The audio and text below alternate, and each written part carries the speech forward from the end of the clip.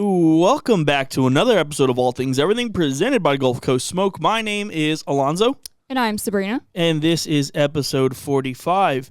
So how was your weekend this past weekend? I asked you that, but it's what, Wednesday? Yeah, it is. Anyway, how was your past weekend and the start of this week?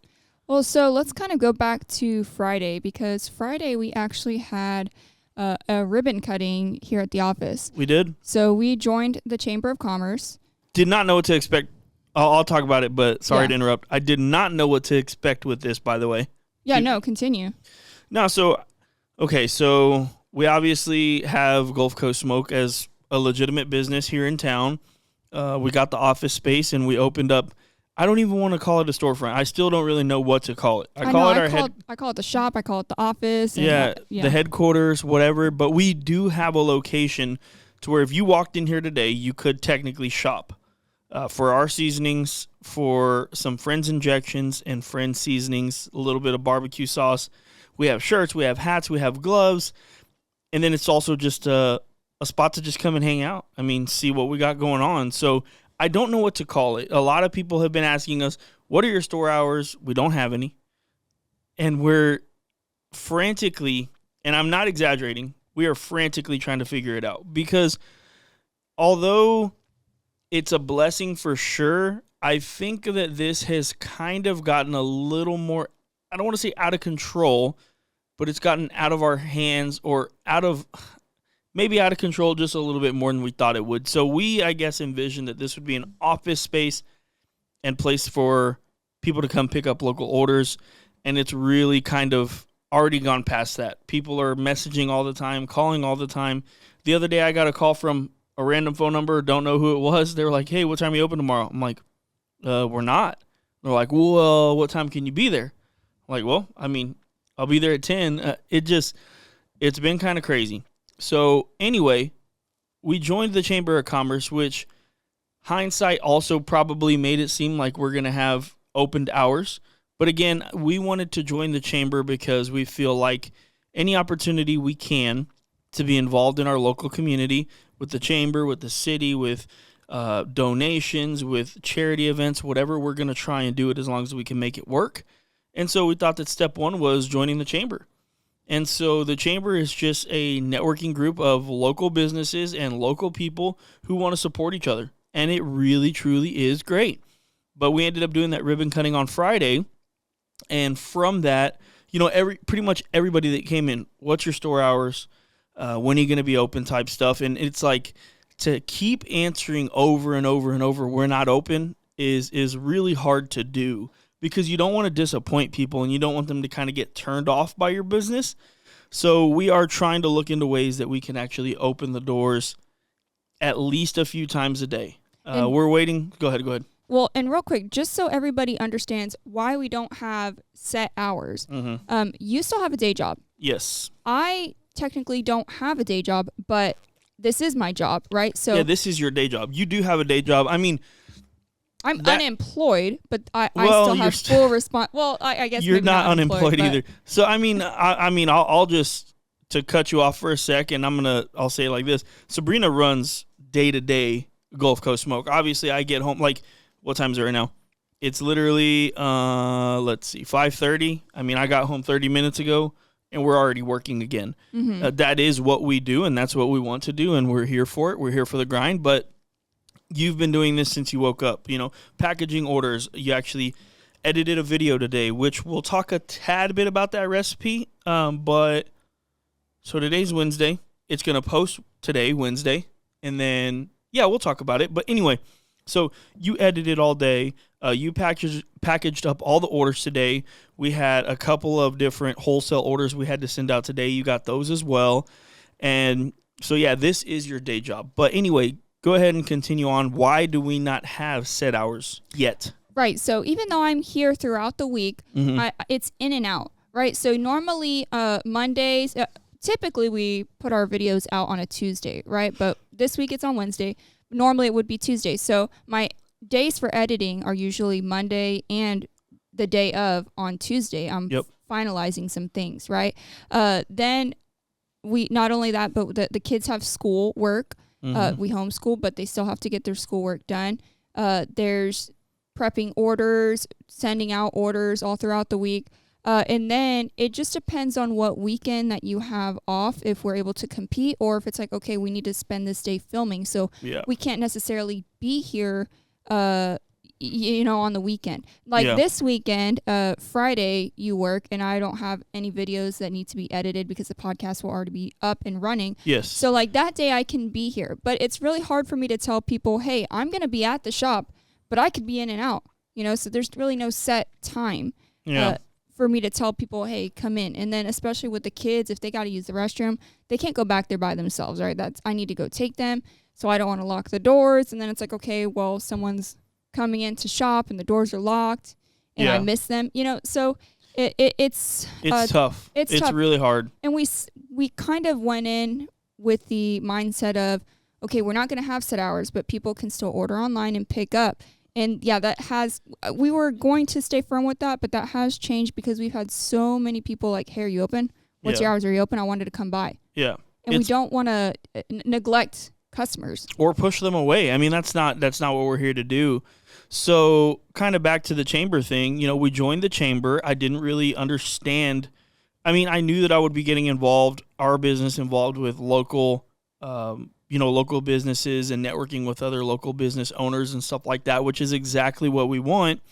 But, now it's like, we did a ribbon cutting. So again, people think like, oh, you're open. Right. You're open. And it's been a struggle. This whole business, and we've talked about it a little bit briefly the past couple of episodes where, I briefly hit like how hard it is to own a small business and how we have felt the pressure at times and all that stuff. And believe it or not, now it is a different type of pressure. It's as weird as it sounds, it's pressure from having a little bit of success. People want to see us open.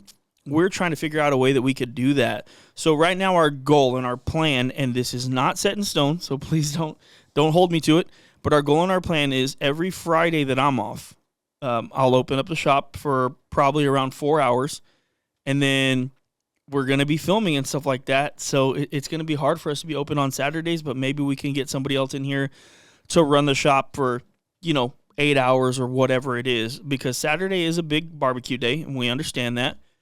And we want to be here for you guys if you want to come in and shop locally.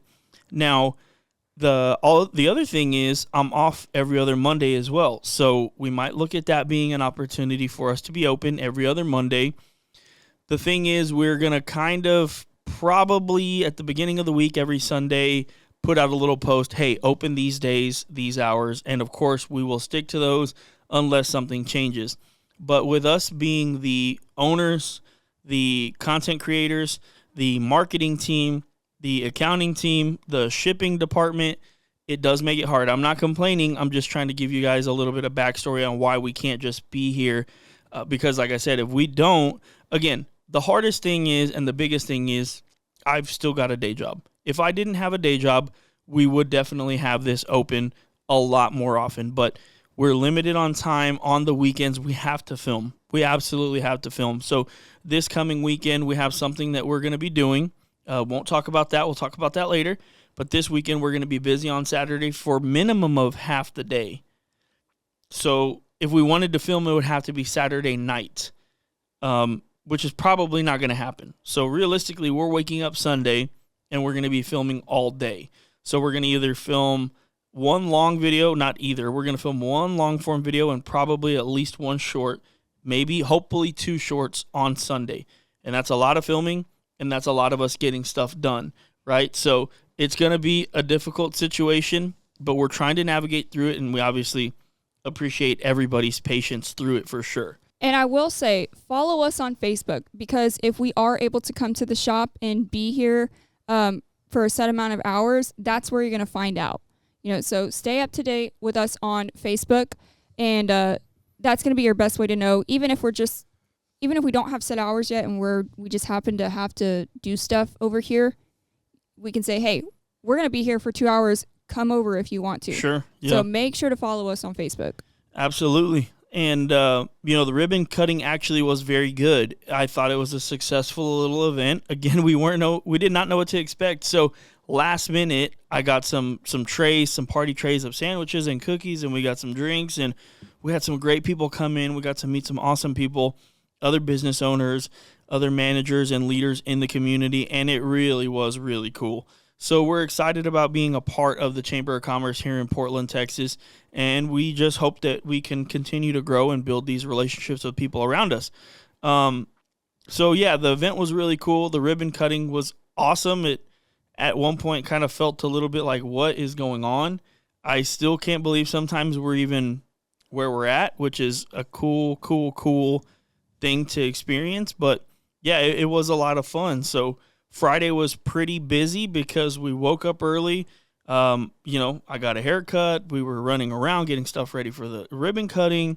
We also were heading to a competition that exact same night. So we went to Ingleside at one time around like 2 or 3, maybe? Probably more around like 3:30 to 4. Yeah. So we ended up heading to Ingleside later in the afternoon after all was said and done. And we started getting ready for a barbecue competition the same exact day.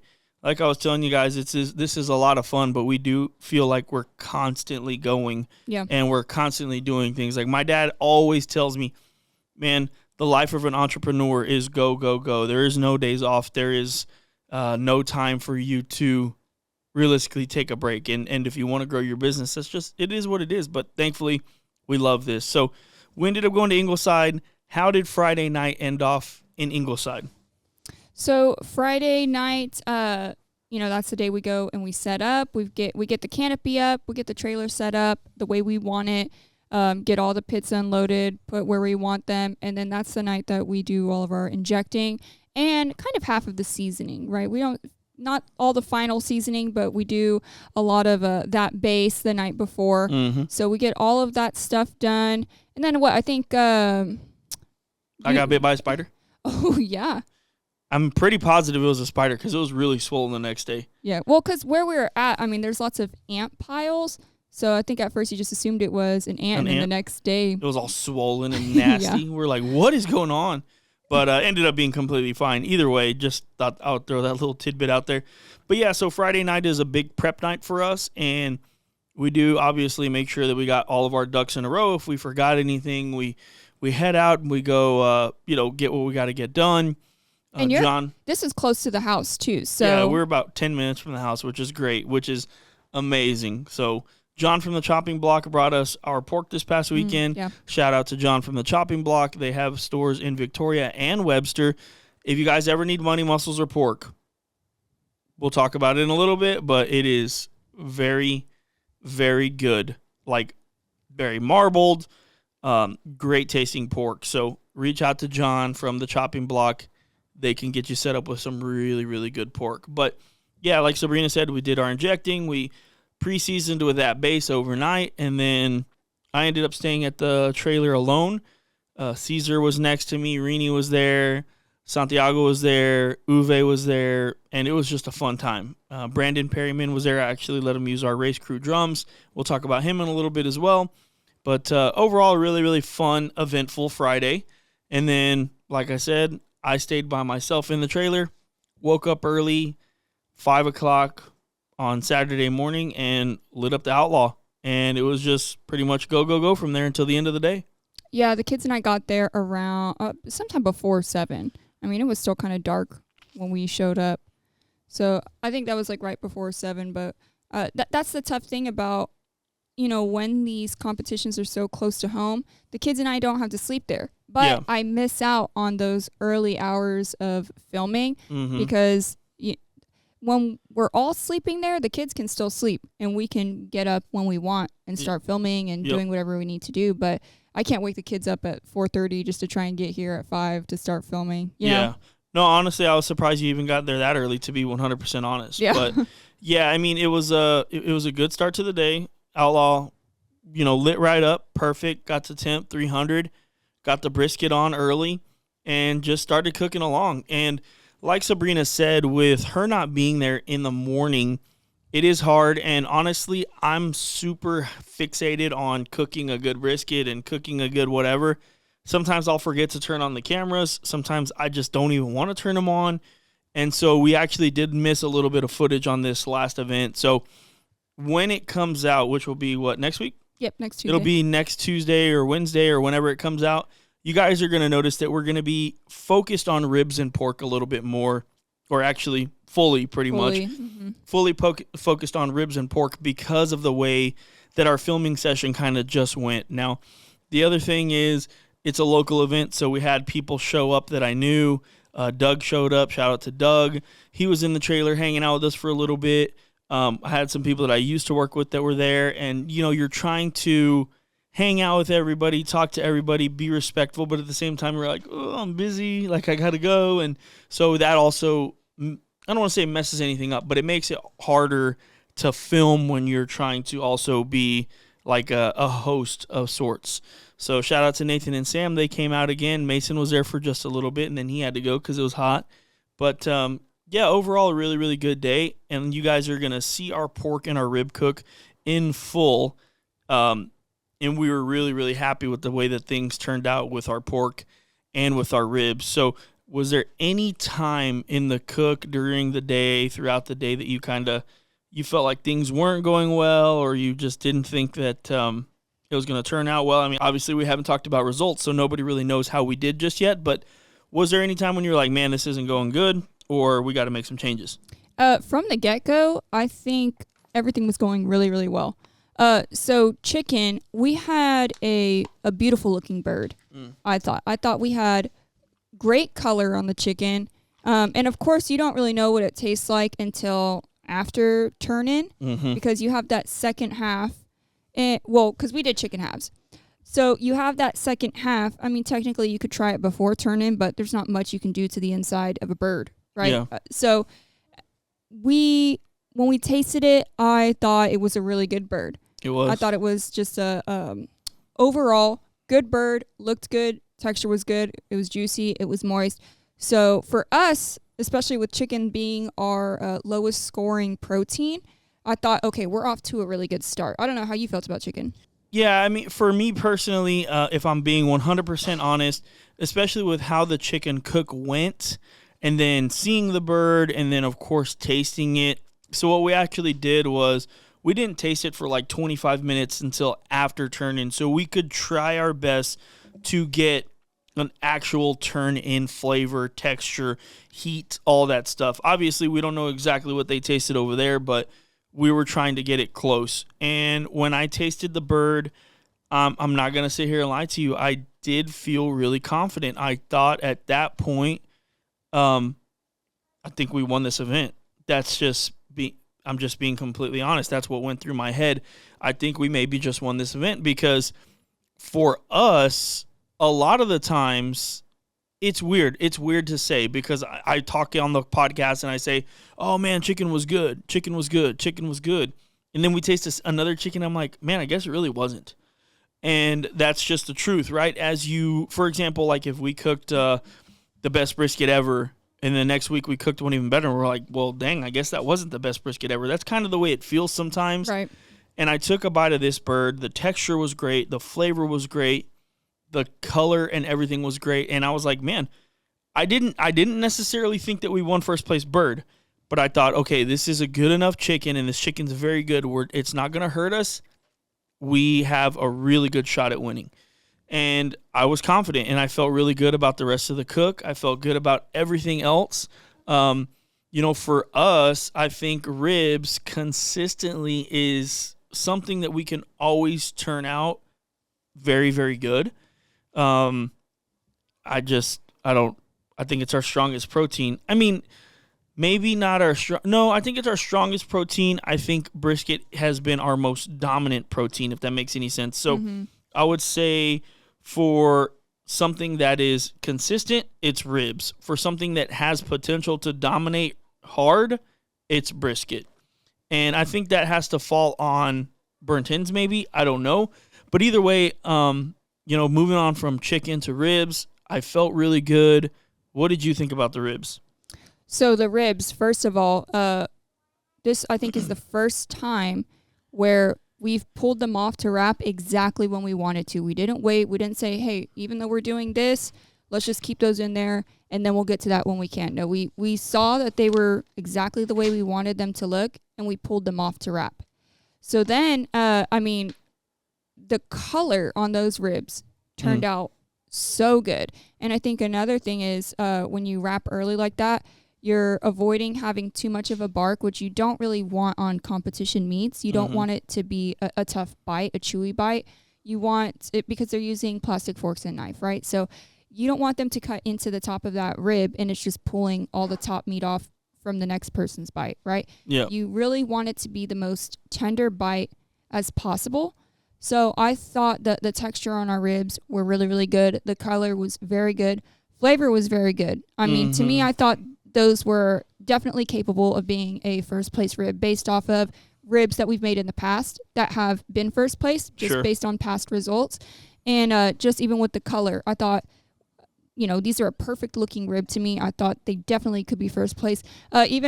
So my sister's baby, little baby Mason, he's 9 months old? Yeah. And this little dude was just chowing down on a rib. They were that soft and that tender that the little baby was able to eat them. Yeah. So, I was really, as we've mentioned several times, ribs are very consistent for us. Sure. But these were definitely, if this is consistent, they were up here For being sure. in like the first place category for me. So I was expecting a good call for ribs, that's for sure. No, I agree. I mean, I think they were... I think they were just really good. I think everything about them was good. I loved the color, especially the color, and that's something that we do focus on pretty heavily. The last contest, it got away from us just because we had some stuff going on, like you said, and we neglected them for just a little bit, and then they got a little out of hand. They got to the color that I really just didn't want. But this time, I feel like we nailed the color, and that's a really good start. That's a confidence booster for me. So at that point, we know the flavor is always going to be pretty similar, and we just had to nail the tenderness, and I think that we did. I think everything about the ribs was really, really good, and I was comfortable and confident moving forward. One of the best things about competition cooking is when you do feel like you nailed something, you're not really dwelling on the past. Sometimes we've had where chicken didn't go well, and we're like, man, that's going to hurt us. That's going to hurt us. And then you kind of think about that a little bit too long. And even though you should let it go, it's not so easy. You're not perfect. You're a human being. So it felt good that we had two what we felt was really good turn-ins, and then we turned to pork. And pork was one of those things where I felt really good about it the whole time because we started off with really good pork. Like I said, John brought us some amazing-looking pork. So I was confident. We seasoned with that base in Southern Belle the night before, and then we went with trifecta in the morning pretty heavily, and we just threw it on the pit and let it go, and basically we just got it to a color that we wanted. We wrapped it up. Now, I did do something a little bit different with the wrap this time on the pork and the ribs. I'm sure you know exactly what I'm talking about, but I actually painted the sauce into the rib and into the money muscle, so I literally got a brush and painted it in to where you guys have probably seen in the videos before, I'll put a line of the sauce or I'll put strips of the sauce. And I got to thinking in my head, well, that could leave darker spots in some areas because if it's a squiggly line or a straight line, the sauce isn't everywhere. It's not evenly distributed.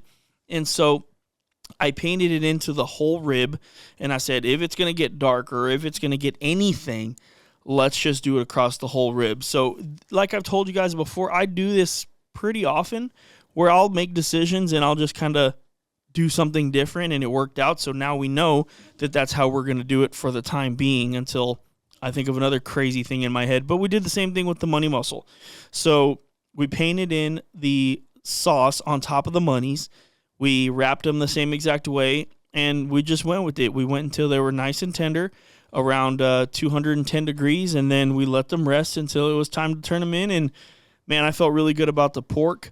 The one thing I'll say that I did a little bit differently this time was I didn't let the pulled go as far because I had it dead set in my head that we were not going to use pulled in the box. I had it dead set. I said, look, it doesn't matter. It doesn't need to be fully cooked. Well, it was cooked. You know what I mean? It was super tender, but it doesn't need to be overly cooked, overly tender because we're not going to use it anyway. No one's going to eat it. We're just using it for heat, or we're not going to throw it in at all. I had that in my head. So I pulled it just a little bit earlier than I normally would, which is something that I'm obviously going to do every single time now. And the texture on the pork was different. What would you say that the texture of the pork was? Did you like it? Did you not like it? And did you notice differences in the texture on the pulled? So here's the thing with a pulled pork. You have these different muscles that are all in that pork butt. And depending on where you take them to, there's going to be pieces in there. Like, okay, if we cook it more on the overside, those pieces that we normally wouldn't put that are a lot darker in color, those are going to be softer if we get it to more of the overside. So yeah, you can get away with putting them in. If you get it to the point that we had, where we, I don't want to say we pulled it early, but it was still way done. Right, it was still way done, but it wasn't on that, like, because here's the thing that we always say when it comes to competition cooking is, like, take your meats further than what you would think, right? Yeah. So this is still further than, like, what we would take it at the house or something. Right. For sure. But not as far as we normally take that pork butt. I will say sometimes, unfortunately, the pork will turn to mush. Right. But anyway, keep going. Yeah, and so that's what I'm saying. Those muscles that you normally wouldn't put in the box, you can get away with putting them in if you overdo it because those get soft. Yep. If you pull it at the point that we pulled it, those pieces you're not going to want to use. Yeah. Because those might seem tough. But when you have like the bacon, the tubes, those parts, those are going to be really, really tender. So the thing about, when you do it more to the overside for the bacon and the tubes, they can become really mushy because those are already more tender than those undesirable portions of the pork butt. Sure. But so when we pulled that off and we went to process our pork, we noticed that the bacon and the tubes were coming off in really nice chunks that still had integrity. They weren't becoming mush. If we were handling them, they weren't just falling apart. They were really nice, long, big, thick chunks. Mm-hmm. So for us, looking at that, it tasted good, the texture was really good, and it looked really, really appealing. It did. So that's when it became kind of one of those things where like, okay, I know we said we weren't going to do that. We promised ourselves we weren't going to do that because we did this last week or the last competition, and it didn't turn out well. Now, we don't know if that was because of the pork or not. Yeah. But still, we just didn't want to make that same mistake. Sure. But this looked different. It felt different. But it tasted delicious. It tasted delicious, and we were really worried that we were going to possibly miss a good opportunity to actually use pulled if we had just thrown that underneath because they were really, really good pieces of the bacon and the tubes. Yeah, and so I was really meticulous with how I was processing the pork this time. Hopefully you captured some of that in the video, but, I'm making sure every single tube, everything is fully clean. There's no extra fat left over. They're really, really good chunks, and they have, like Sabrina said, that integrity to them. That's one thing that I was really focused on. I figured it out really quickly. Like, this pork's different. It's definitely got some good texture to it. So then I was afraid for a little bit. I didn't even want to taste it because, again, in my head, I had told myself, no, we're not doing it. We're not doing it. We're not doing it. And I tasted it, and it was delicious. And then I'm like, in my head, I'm like, dang it, we're still not doing it. We're still not doing it. I don't care. I don't care. I don't care. We're not doing it. And yes, that is definitely called being stubborn. But we ended up just going back and forth. And we kind of had to just come to a decision. We're like, okay, the reason that we ended up doing 2 rows of monies on the outside, and we did 1 row of pulled down the middle. And one of the reasons that we did that was because our 3rd row of monies, it looked great, but it wasn't the same size as the other monies. So we're like, it might look a little funky in the box. So we just decided, okay, let's just go for it. Now, one of the cool things about the pork this week and what you'll see next week is that there are multiple times where it does not look perfect. And I consistently talk about it in the video. I'm like, hey, don't worry about it. Don't worry about it. We could fix this. Like, there was the pork kind of like blew out. It looked wrong. It didn't look like a good shape. We trimmed it up. We retrimmed it after injecting. We retrimmed it after it was wrapped. I mean, I don't know how many times we trimmed some of that pork, and it consistently, we were focused on the shape. We were focused on making sure it had good flavor. We cut up a few pieces off, tasted it. We're like, we're going in the right direction with this pork. Let's just keep cooking it. Don't freak out. Don't worry about it. And so, you know, it was just one of those things where we just trusted the process and kept going with it. So eventually we ended up with 5 monies on the outside and pulled right down the middle. Now, again, we haven't talked about anything in relation to placings yet. We'll do that after we talk about brisket, but I was extremely happy with the pork. Everything about it was delicious to me. You know, I had a coworker that was at the competition. I gave him 2 monies and some pulled, and he told Timmy, he was like, dude, Gonzo's because they call me Gonzo at work. He's like, bro, Gonzo's the real deal. Like, that dude actually can cook. And Timmy's like, what did you think? Like, he sucked or what? He's like, no, I didn't think he sucked. You just never know. Right. You just never know unless you try it. And he was like, but that pork was fire. And so with our placings that we'll talk about in a little bit, I was really happy that he got to taste the pork because it's really fun and it's cool. Like, for example, when we GC'd Refugio, Ron actually tasted the ribs and we got a first place ribs. And then we ended up getting a grand champion at the event. So it was cool that somebody tasted it and then the results come from it. And it's like, oh, well, I tasted that rib and I know that was the, you know, according to the judges, that was the best rib of the day. I got to taste it, and I know why it was best rib of the day because it was just absolutely incredible. Or like in Dallas, that we had just a random gentleman come by and he tasted our brisket, and then we got a first place brisket. Luckily, he was sitting right behind us. So, yeah, it is cool for people to see that, hey, that actually was really good. And that's one of the reasons why we started doing competitions in the beginning is because you guys see the food on YouTube all the time, but how do you actually know it's good? Now, unfortunately, sometimes you still don't know if it's good or not, but these judges are thankfully proving that we do turn in good food every once in a while, right? So on to brisket, though. Brisket started off good. It ended pretty good. I felt really good about it the whole way. Once we were there and we were cutting burnt ends and we were cutting slices, texture was there, flavor was there, everything was really, really good. What did you think about our brisket? How did you like it or not like it or whatever?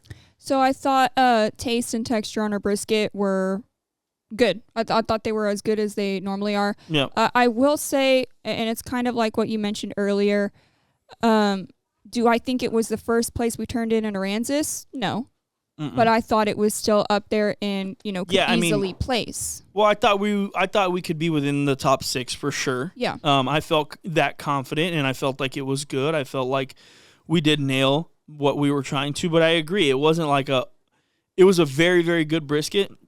I did not necessarily think it was a first place brisket, but you know, that's neither here nor there. You're not always going to turn in first place stuff, but you just want to be consistent.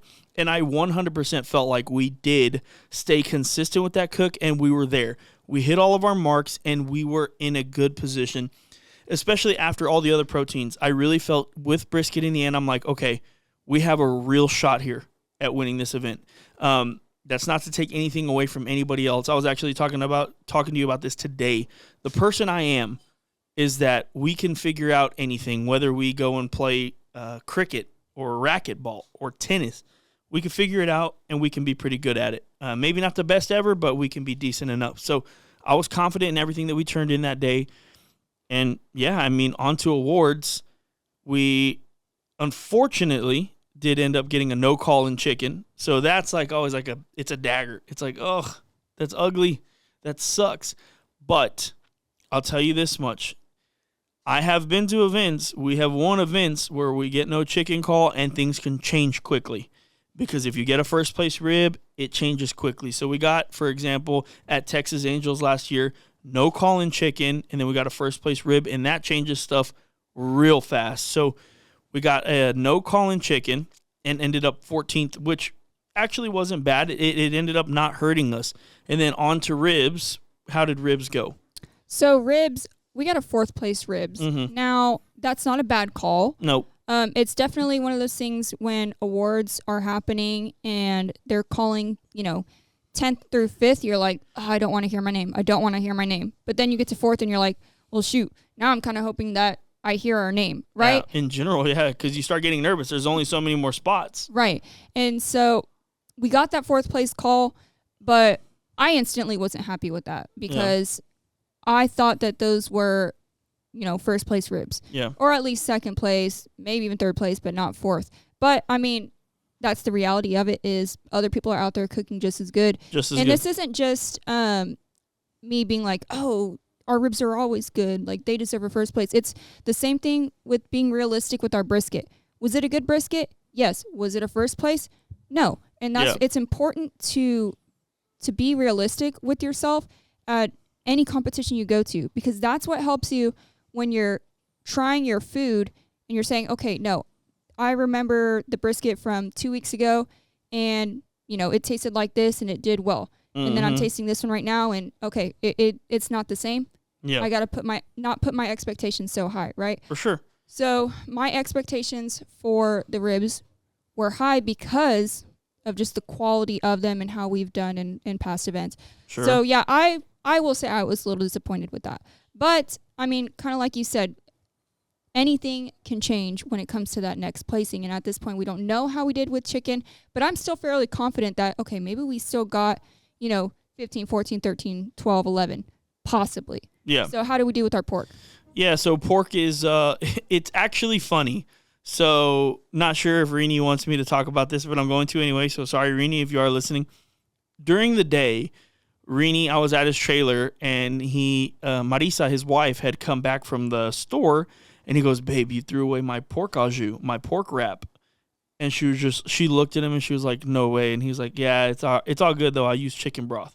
Like, he was really calm about it, didn't get mad at her or anything. Like, it was pretty cool to see. Like, he didn't give her too much crap about it, but he did let her know, like, hey, you accidentally threw away the pork wrap, and she felt horrible. I could just tell she felt horrible. And I told him at his trailer, I was like, watch, bro. Watch. I was like, watch. Now you're going to get a first place pork. Just watch. I just had this weird feeling that he was going to get a first place pork. So, 10, 9, 8, 7, 6, 5, 4, 3, and then 2 comes, and we hear Rini's song. And I'm like, oh, let's go. And you can kind of hear me in our Facebook Live. I was like, Rini, I told you. And then he turns back around, and I'm like, Rini, I told you, bro. I told you. And you can't see it in the video, but like we locked eyes and we're laughing. And we're like, yeah, I told you.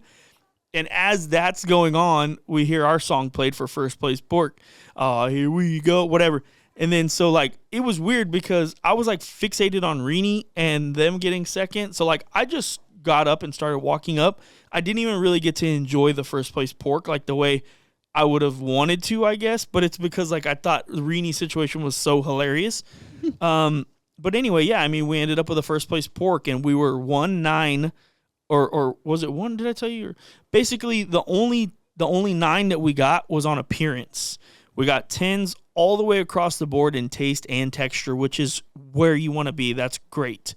We were 1-9 away. I believe it was 1-9 from a perfect 200. So we got a really high chicken score.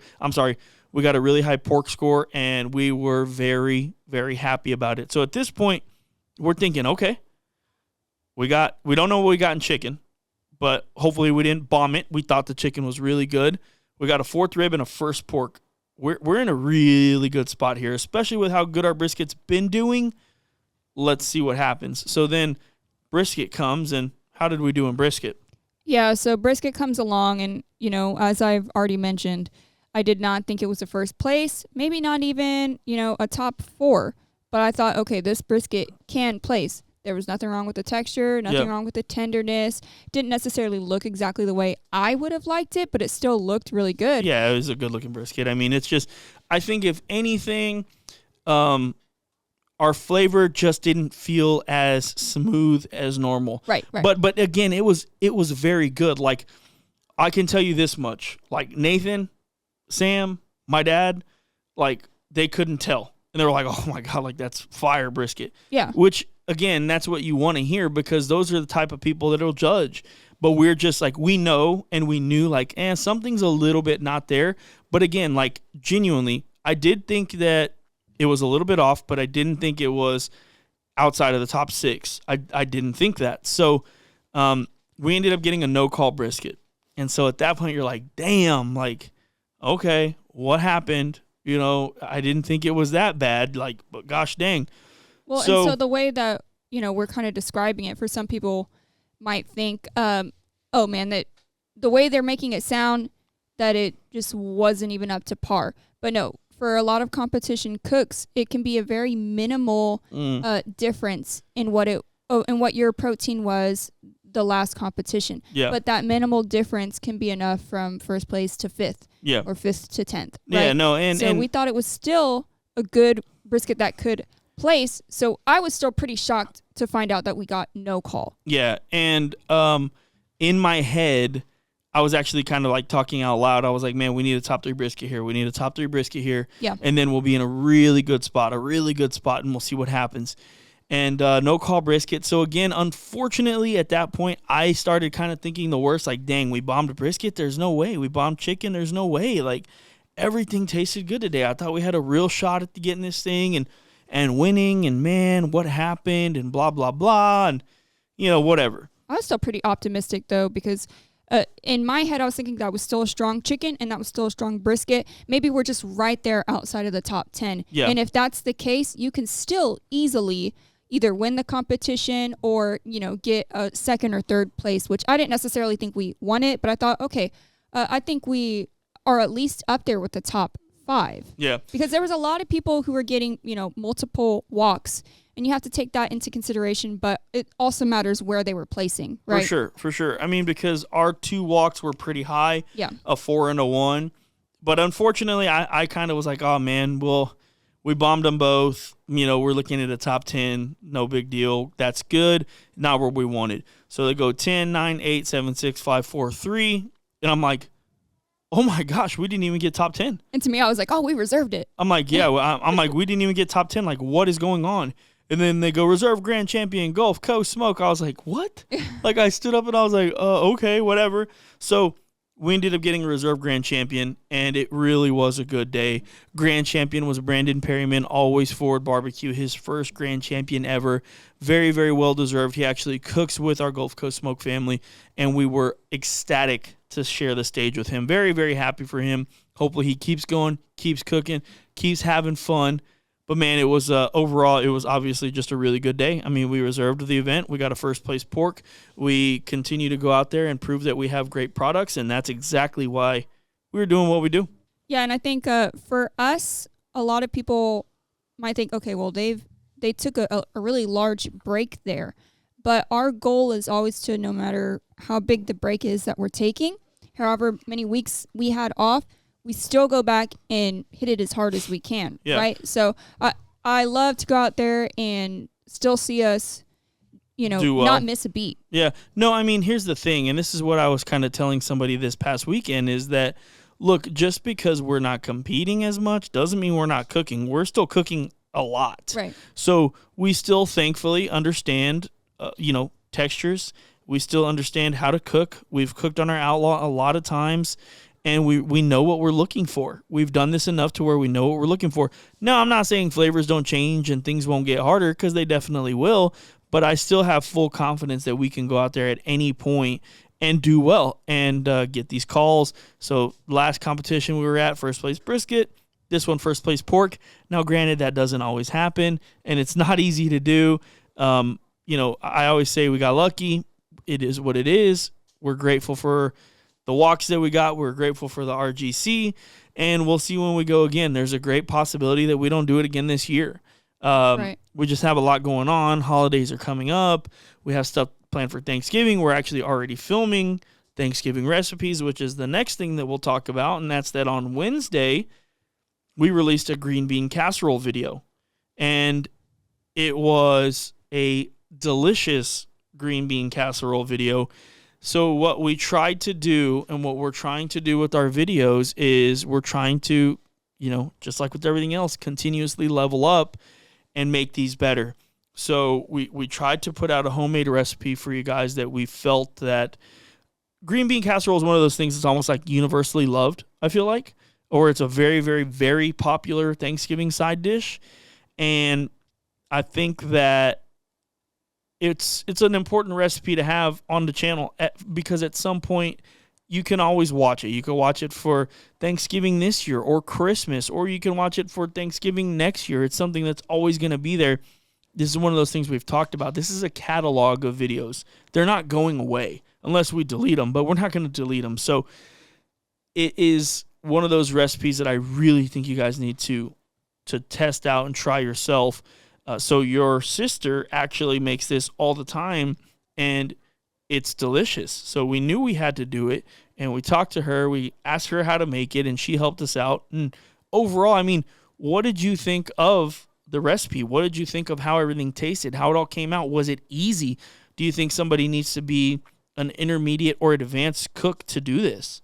No, I think it's a very easy recipe. I mean, first of all you're doing is, blanching the green beans. But we took it a little more than just a blanch because we wanted them to be tender, because we knew they weren't going to cook for very long in the sear wood, right? So we wanted those to be tender. So all you're doing is just boiling those, and literally exactly 10 minutes. That's all we needed, and it was good. Yep. Because we fresh green beans. No canned. Yeah, because we drain them, set them aside while we finish the other things. So they're getting a little more of a carryover, a cook in that aspect. But you could use frozen green beans and just microwave them, which I think still tastes better than the canned product, right? So then the hardest part about it, which to me isn't hard because this is typically how I make my macaroni, the cream sauce, you would be so surprised how much that tasted like a can of cream of mushroom soup. Because, I mean, when you buy a can of cream of mushroom, you're like, what the heck is this? It's like all gelatinous. Like, how is this even made? What's in this, right? And you make it from scratch and you realize, oh my gosh, this tastes almost identical but fresher. It just tastes elevated. It tastes real. Yeah, it tastes elevated. Sense. Yeah. No, I agree. Like, the flavor is similar, but it just tastes elevated. You get real texture from the mushrooms. Right. You can manipulate the salt. Obviously, you can add salt to cream of mushroom, right? But you can manipulate the salt.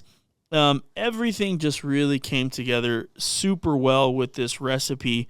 And, the thing to me that elevated it even more was the crispy fried onions. Absolutely. So, I mean, what did we do? All we got was 2 large yellow onions, and we diced them up, and we used flour and panko. Thinly shaved. Yeah, thinly shaved. And then we did flour and panko.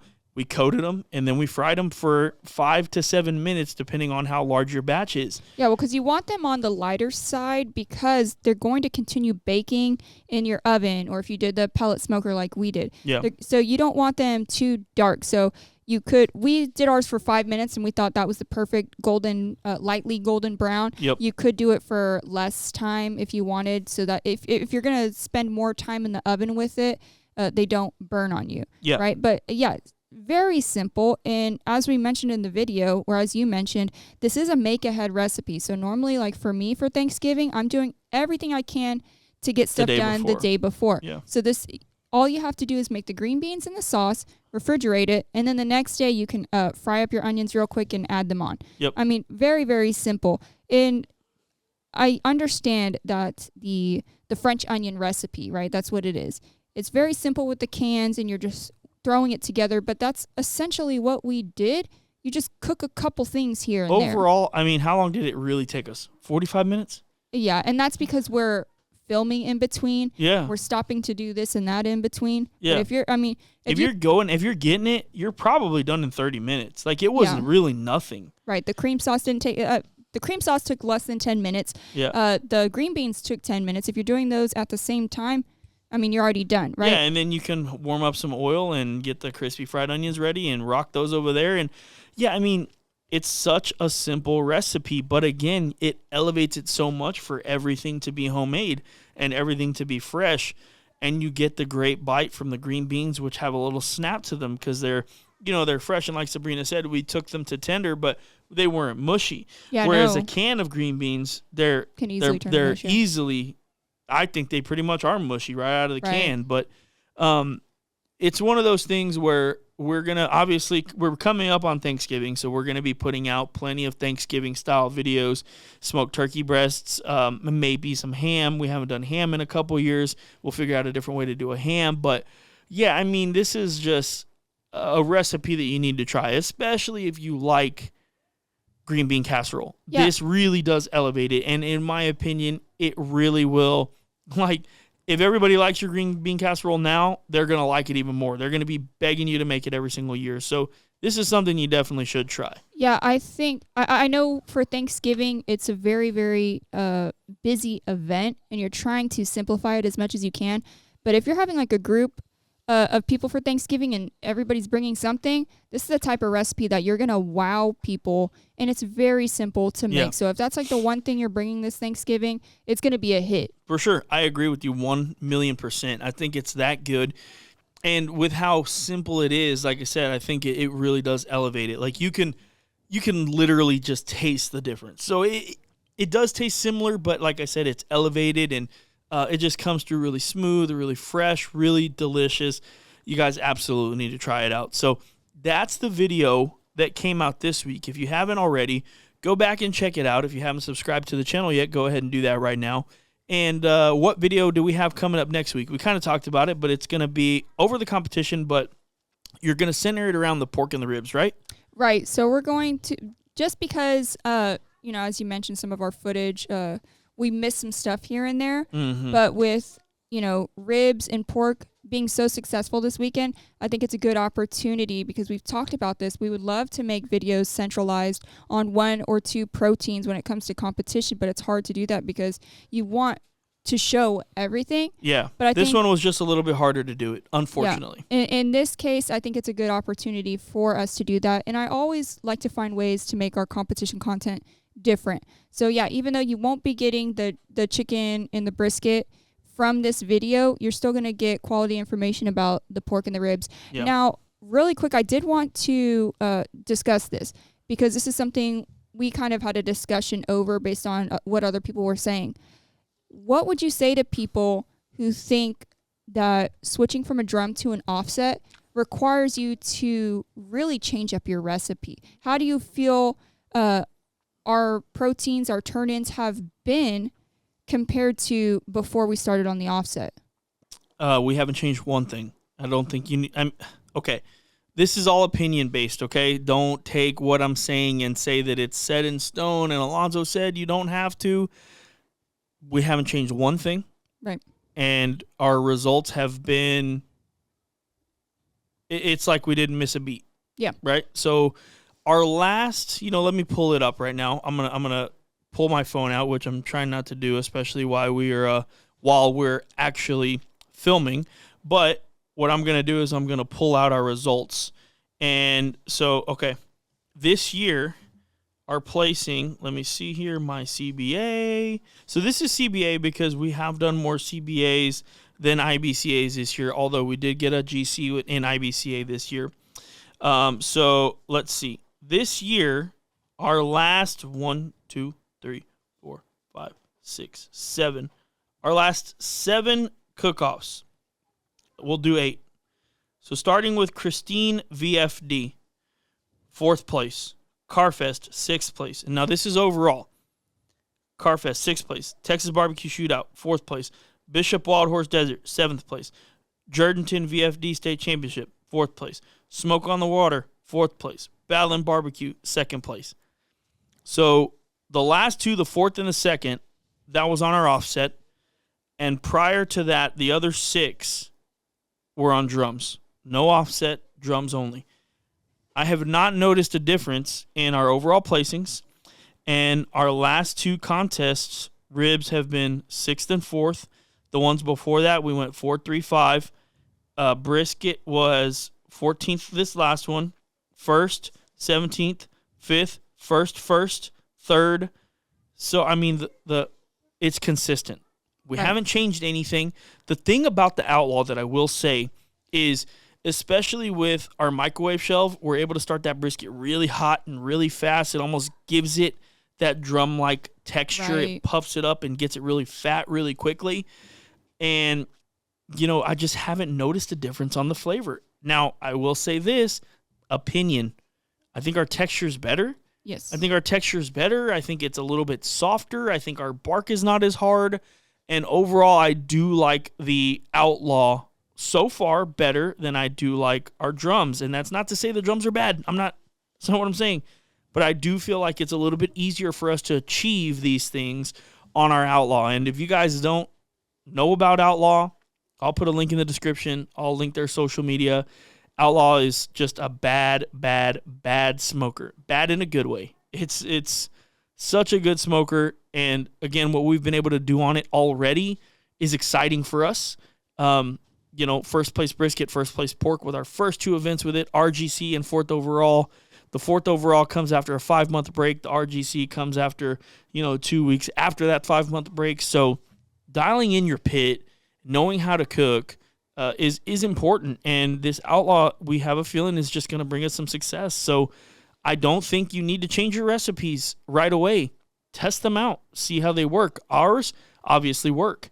If they don't work and you're not getting any success, maybe it's time to look at something. But I definitely think you can run for a few events and just kind of see how things translate from drum to offset.